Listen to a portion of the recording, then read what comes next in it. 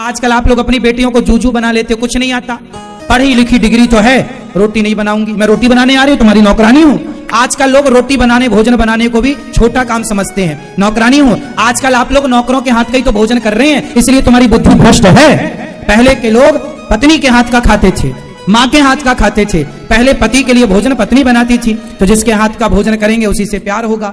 अब आजकल पत्नियों से प्यार इसलिए नहीं है, पत्नी के हाथ का खाने को नहीं मिलता।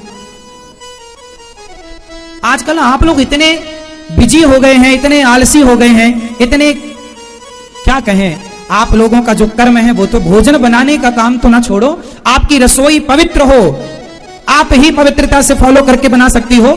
कोई दूसरी महिला आई, हमारे यहाँ नियम क्या था कि महिलाओं को जब मासिक धर्म आता है, टाइम होता है, उस समय महिलाओं को कहा जाता है कि आप रसोई में प्रवेश ना करो। उस समय स्त्री को भोजन नहीं बनाना चाहिए, दूसरी महिलाएं हैं, सास है, जेठानी, देवरानी, वो बनाए। संयुक्त परिवार में यह व्यवस्था थी। अब आप कहेंगे आज तो संयुक्त परिवार नहीं, चलो संयुक्त नहीं है तो 4 दिन के लिए कोई बात नहीं, आप फल खा लो, या ठीक है आप घर में अब कोई व्यवस्था नहीं है तो बनाना ही पड़ता है, और आप महिलाएं बनाती ही हैं, तो चलो आप तो ठीक हो, पर जिससे आप भोजन बना रहे हो वो भी टाइम पर है और आप भोजन कर रहे हैं, उसी समय का भोजन आप भगवान को भोग लगा रहे हैं। जैसा खाए अन्न वैसा रहे मन, भोजन पानी तो शुद्ध रखो। आज की बुद्धि क्यों बिगड़ गई? जैसी राखे शुद्धि वैसी बने बुद्धि, जैसा खाए अन्न वैसा रहे मन। तो आप लोगों का ना अन्न अच्छा है ना शुद्धि अच्छी है। कोई भी आपकी रसोई में घुस जाता है, आपकी पड़ोसन आती है, आपकी रसोई में घुस जाती है, देख लेती है तुमने क्या बनाया, छू लेती है सब, भले वो 17 जगह से घूम के आई हो, पर आपकी रोटी छू लेगी वो। इसलिए खान पान शुद्ध रखो। पहले के लोग छुआछूत का भाव नहीं है, लेकिन मेरा भी अधिकार नहीं है कि मैं आपकी रसोई में घुस जाऊं। क्यों घुसूं?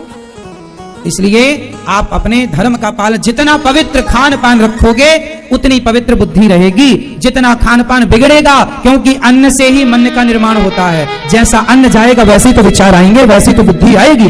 भीष्म पितामह जब बाणों की सैया पर लेटे तो द्रौपदी ने पूछा, पितामह ने कहा, पांडवों को उपदेश दिया बुरा मत करना किसी के साथ। द्रौपदी ने कहा, जब मेरी साड़ी खिंच रही थी तब आप कहां थे? पितामह ने कहा, मैंने दुष्ट दुर्योधन का अन्न खाया था।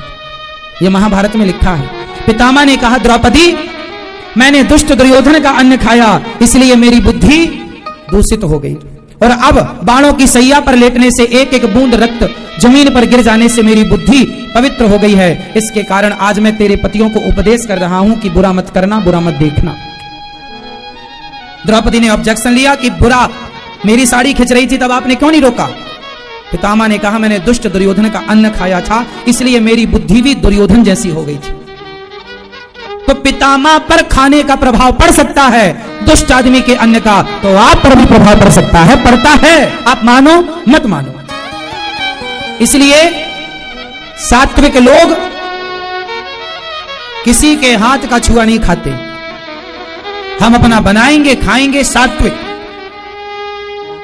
क्योंकि हमारा बुद्धि का काम है, और बुद्धि यदि बिगड़ी तो अन्न से ही बिगड़ेगी। आज जिनकी बुद्धि बिगड़ी पड़ी है, तुम गलत खाते हो इसलिए भ्रष्ट है। कुछ भी खाते हो, कहीं भी खाते हो, तुम्हें खाने पीने का कोई ज्ञान नहीं, बिना भोग लगाए खाते हो। अरे बनाओ, माताएं अच्छे से बनाया करो। पहले की माताएं बढ़िया पवित्र भाव से भोजन बनाती थी, भोजन बनाती थी, भगवान के लिए बनाती थी।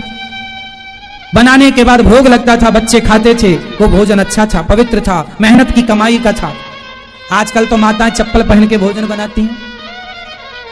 चप्पल पहन के क्यों? रसोई में कांटे लग रहे हैं चप्पल पहनने। अब आप कहोगे, महाराज जी चप्पल से क्या प्रॉब्लम हो गई आपको? ना, हमें नहीं है। आप देखो ना, आप चप्पल पहन के करंट को, फेस के तार को पकड़ लो, आपको करंट नहीं लगेगा। सही है या गलत है? आप फेस के तार को चप्पल पहनकर पकड़ लो, आपको करंट नहीं लगेगा। क्यों जी लगेगा? जब तक अर्थ नहीं मिलेगा, और अर्थ जमीन से आप नंगे पांव तार पकड़ लो, करंट लग जाएगा, और आप चप्पल पहन के पकड़ो, करंट नहीं लगेगा। बात सही है कि गलत है? हाँ या ना बोलो पहले। सही है। इसका मतलब आप मानते हैं कि अर्थ तो प्राप्त हो रहा है जमीन से। अर्थ का मतलब है पॉजिटिविटी। जब आप फेस का तार पकड़ते हैं तो अपने आप आपको अर्थ जमीन से मिल जाता है, आप करंट लग जाता है आपको। मतलब जमीन से एक पॉजिटिविटी 24 घंटे आपको प्राप्त हो रही है, एक एनर्जी मिल रही है, मान रहे हो ना?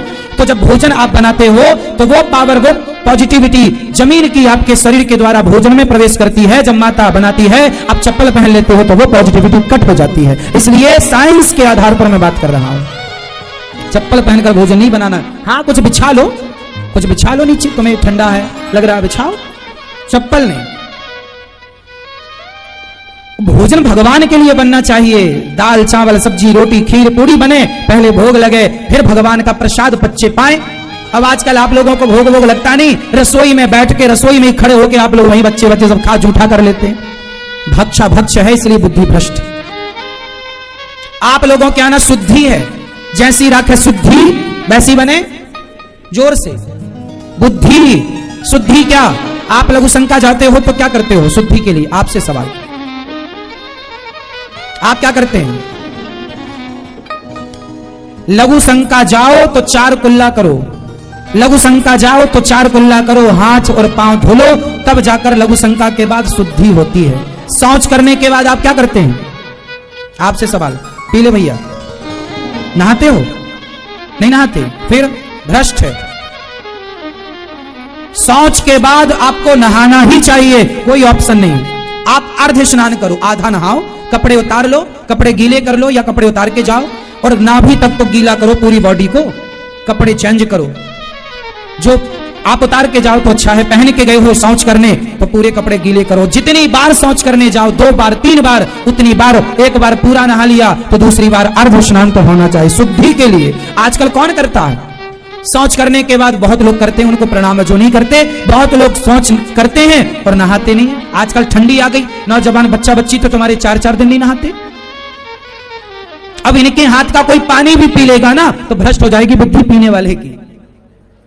इसलिए सबके हाथ का जो भ्रष्ट हैं, जो जिनको ना नहाने का, ना खाने का, ना उठने का, ना बैठने का ज्ञान है, इनके हाथ का पानी पियो, भोजन करो तो बुद्धि भ्रष्ट हो ही जाएगी। ब्राह्मण ही क्यों ना हो, यदि ब्राह्मण भी मांसाहारी है, शराबी है और नियम से नहीं चलने वाला है, तो ब्राह्मण भी क्यों ना हो सकते, ब्राह्मण के हाथ का भी पानी पीने का धर्म नहीं है।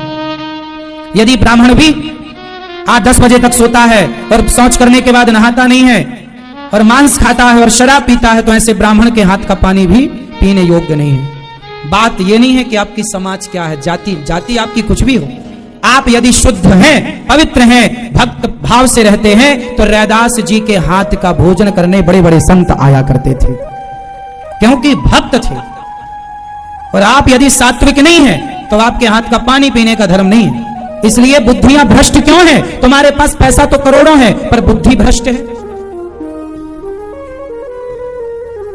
भ्रष्ट इसलिए है कि खान पान भ्रष्ट है, क्योंकि पवित्रता नहीं है। आप बच्चों को समझाओ पवित्र रहना कैसे सीखें।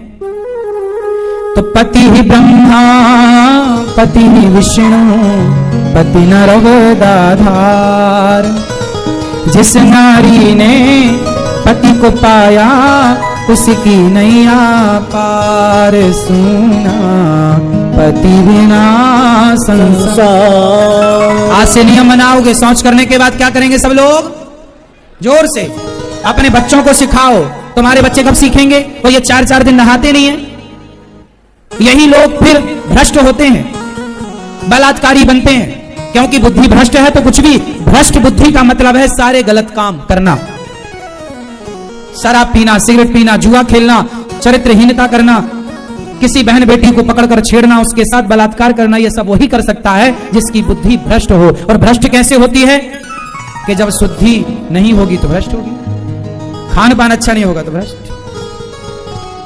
इसलिए तो आज से कितने लोग नहाएंगे शौच करने के बाद? लघु शंका के बाद क्या करना है? जोर से सब बताओ। लघु शंका के बाद क्या करोगे आप? 4 कुल्ला और हाथ पांव धुलना। और शौच के बाद पूरा कर लिए हो तो अर्ध स्नान करना। मजाक में मत ले जाना, वरना बुद्धि भ्रष्ट तो है और हो जाएगी। तुम्हारे मन में महाराज जी लोग क्या कहते? महाराज जी हमारे मन में गलत गलत ख्याल आते हैं। क्यों आते हैं? क्योंकि तुम्हारी बुद्धि भ्रष्ट है। सात्विक बुद्धि होगी तो मन में गलत ख्याल आएगा नहीं। किसी बहन बेटी को देखकर यदि मन में गलत विचार आ रहा है मतलब बुद्धि भ्रष्ट है, सुधार लो। क्यों आ रहा है गलत ख्याल? आ रहा है मतलब भ्रष्ट है। किसी मर्द को देखकर गलत विचार आए मतलब तुम्हारी बुद्धि भ्रष्ट है। यही भ्रष्टता का प्रमाण है। और क्या चाहिए प्रमाण? अब तुम अपने आप को देख लो कि तुम कितने बड़े सात्विक और कितने बड़े भ्रष्ट हो। और ये भ्रष्टता इसलिए आई क्योंकि तुमने आचरण छोड़ दिए अच्छे वाले, पुराने संस्कार छोड़ दिए और बस मनमानी चल रही है। मनमानी करो, मनमानी, भ्रष्ट हो जाएगा ये समाज। आपके बेटे पैसे वाले तो होंगे पर सदाचारी और संस्कारी ना होंगे यदि तुमने ध्यान नहीं दिया तो। पैसा कमाना बड़ी बात नहीं, पैसा तो वैश्या भी कमा लेती है तुमसे ज्यादा, तो पैसा ही कमाना रह गया है क्या? अरे भाई, हमारे यहाँ पैसे को महत्व नहीं दिया जाता। पैसा त्याग करके भरत जी ने अयोध्या के सिंहासन को ठुकराया और अपने भैया राम के पीछे दौड़ पड़े। ये हमारे भारत का इतिहास, चरित्र रहा है। पैसे का कोई मूल्य नहीं, चरित्र का मूल्य है। रावण पैसे वाला था, राम चरित्र वाले थे। बताइए किसका मूल्य ज्यादा है, पैसे का या चरित्र का? जोर से। आपका बेटा पैसे वाला हो जाए पर चरित्र वाला ना हो तो क्या कर लोगे ऐसे बेटे का? समाज में जहां जाओगे ना लोग तुम्हें बात करेंगे तो तुम नजरें ना मिला पाओगे। इसलिए बच्चे कैसे हो? पैसे वाले नहीं, चरित्र वाले। चरित्र वाले होंगे तो पैसा आ जाएगा। पैसा कमाना बड़ी बात नहीं है। रावण चरित्र वाला नहीं था, पैसे वाला था, और राम पैसे वाले नहीं थे, चरित्र वाले थे। इसलिए राम की पूजा होती है और रावण के पुतले जलते हैं। तो आप अपने बच्चों को क्या बनाएंगे, पैसे वाला या चरित्र वाला? दर्पण इसलिए कहा श्री गुरु चरण सरोज रज निज मन मुकुर। मुकुर मीन्स मिरर, मीन्स दर्पण। श्री गुरु चरण सरोज रज निज मन, बोलो निज मन, निज मन। मुकुर मतलब दर्पण, दर्पण मतलब कांच, शीशा, आईना। अच्छा, शीशे आईने में धूल जमी हो तो क्या आपका चित्र नजर आएगा? उसकी धूल क्या करनी पड़ेगी? जिस दिन आपने शीशे की धूल हटा दी आपका चित्र स्पष्ट हो जाएगा। जिस दिन मन में जमी धूल हट गई अज्ञान की और मन जिस दिन पवित्र हो गया उस दिन इस मन मंदिर में ईश्वर प्रतिष्ठित हो जाएंगे। बाहर झांकने की जरूरत नहीं है। बाहर देख, इसलिए ऋषि मुनि भीतर देखते हैं, बाहर कहां कोई देखता है। आप लोग हैं जो बाहर देखते हैं क्योंकि आपके भीतर अज्ञान बहुत है। आप बाहर ढूंढ रहे हैं पर समझदार मन को पवित्र करता है तो मन में ही उत्तर आते हैं। अच्छा, एक बात बताओ, माना कि ये शीशा है, माना कि ये दर्पण है, मैं ये दर्पण आपके सामने कर दूं तो आपका चित्र आएगा कि नहीं? और आपके सामने कर दूं तो आपका आएगा कि नहीं? बोलो हाँ, बोलो हाँ। क्या दर्पण में कोई चित्र है? बोलो। ये दर्पण जब सामने जाता है तो ये वही दिखाता है जो इसके सामने होता है। उसी तरह आप अपने मन को दर्पण बना लो। जिस दिन मन साफ दर्पण बन जाएगा, जैसे दर्पण में अपने आप आपका चित्र आ जाता है, ऐसे जिस दिन मन दर्पण बन गया अपने आप परमात्मा के चित्र को उतार लेगा। भगवान दिख क्यों नहीं रहे हैं? तुम बाहर कितना भी देख लो, इन आंखों से क्या देखोगे? इन आंखों से कोरोना के बैक्टीरिया ना दिखे तुम्हें भगवान दिख जाएंगे? पागलों की तरह बातें करते हो। इन आंखों से तुम्हें दही के बैक्टीरिया तो नजर आते नहीं है, इन आंखों से तुम्हें हाथ के बैक्टीरिया तो नजर आते नहीं है। इन आंखों से भगवान नजर आएगा? पागलों की तरह लोग दौड़ रहे हैं, पता ही नहीं है भगवान कहां है। अरे भगवान को देखने के लिए मन की आंखें चाहिए। मन की आंखें खोल तो ये पिया मिलेंगे, घूंघट के पट खोल तो है। बोलो क्या है ये घूंघट के पट खोल तो है? इसलिए कहता हूं, है ना, घूंघट के पट खोल तो हे पिया मिलेंगे। आपको क्या बताएं भैया, आप समझती ही नहीं हो। घट घट रमता राम रमैया, घट घट रमता राम रमैया। कटुक बचन मत बोल तो ये पिया मिलेंगे। कटुक बचन मत, लेकिन तुम तो कटु बोलना है और सोच रहे भगवान नहीं मिला। कटुक बचन बोलोगे तो काहे भगवान मिलेंगे? कटुक बचन मत बोल तो हे पिया मिलेंगे। रंग महल में दीप बरत है, रंग महल में दीप बरत, बरत मतलब जल रहा है। रंग महल में दीप बरत है, आसन से मत डोल तो ये पिया मिलेंगे। क्या मतलब हुआ? चलो इस लाइन का अर्थ आप करो।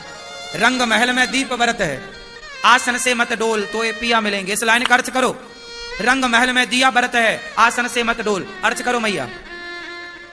नहीं हो रहा है? अर्थ करो चश्मा वाली मैया। अरे मन में कहां दीप जलाओगी अभी।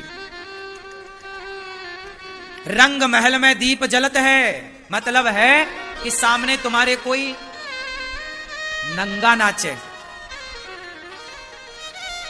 सामने तुम्हारे कोई कैसे नाचे? लड़की नाचे, लड़का नाचे, जवान नाचे, बूढ़ा नाचे। आसन से मत डोल। कोई तुम्हारे सामने नंगा नाचे, फिर भी तुम्हारा मन उस तरफ ना जाए, ऐसा हो मन, तब तो ये पिया मिलेंगे। रंग महल में नाच रही है नाचने वाली, दीप जलत वहां। रंग महल मतलब राजाओं के यहां कोई नाच रहा, नचनिया नाच रही है। लोग आजकल तो बूढ़े बूढ़े भी लोग नचनिया नाचने आए तो भीड़ लग जाती है। बूढ़े बूढ़े पैसे के नोट दबाते मुंह में ले ले,